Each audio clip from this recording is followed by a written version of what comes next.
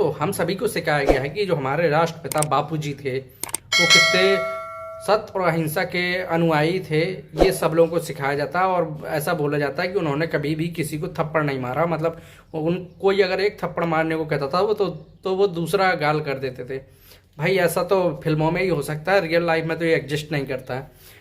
देखो क्या होता है कि आपने एक चीज़ सुनी होगी कि कैसे जवाहरलाल नेहरू को प्रधानमंत्री घोषित कर दिया जाता है आज़ाद होने के बाद। क्या होता है कि अप्रैल 1946 या मार्च 1946 इसी टाइम का बीच था कि जब हमको ब्रिटेन से सत्ता हस्तांतरण होने वाली होती है तो डिसाइड होता है कि हमें जो आने वाला समय है उसके लिए एक प्रधानमंत्री यानी देश का ऐसा स्ट्रक्चर बनाना चाहिए कि हम लोग देश को चला सकें।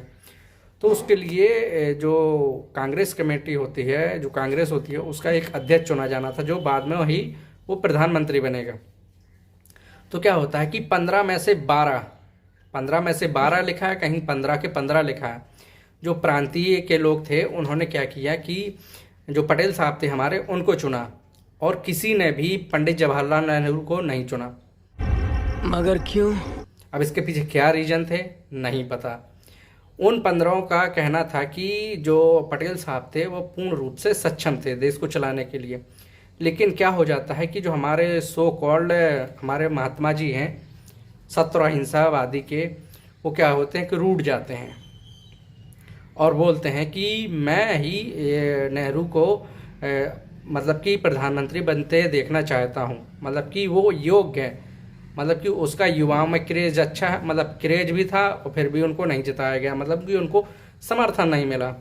और एक कारण ये भी निकल के आया कि जो नेहरू साहब थे उनका दबाव था महात्मा गांधी जी पे कि अगर मैं नहीं चुना जाता हूँ, जैसे ही उनको पता चला उन्होंने कहा कि अगर मैं नहीं चुना जाता हूँ तो मैं कांग्रेस में काम नहीं करूँगा आगे। और ये मैं कोई हवा में नहीं बोल रहा हूँ, मैं आपको प्रूफ दूंगा सॉलिड वो भी।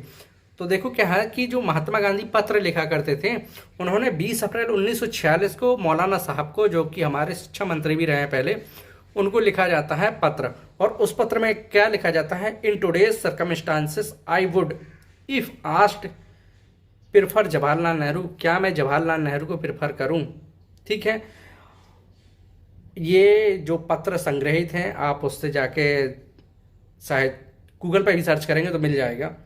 उसके बाद क्या है कि डॉक्टर राजेंद्र प्रसाद की जो आत्मकथा है उसमें भी लिखा है कि जो पटेल साहब थे उनको समर्थन मिला था।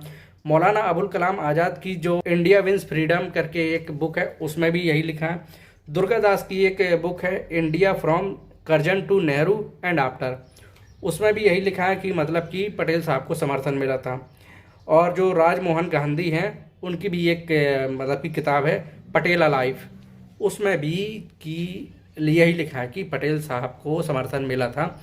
और उसके बाद जो है क्या नाम करके जवाहरलाल नेहरू को प्रधानमंत्री घोषित किया जाता है, मतलब कि उनको जीता हुआ घोषित कर दिया जाता है। तो देखो कितने हमारे जो नेहरू जी वो मतलब कि महात्मा गांधी थे वो कितने सत्य और अहिंसा के समर्थक थे। ये सिर्फ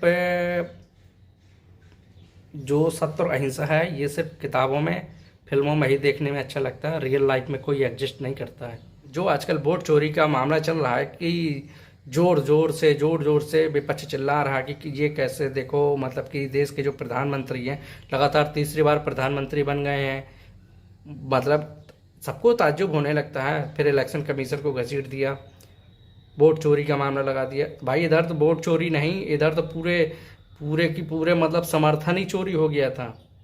चोरी इसको बोलते हैं।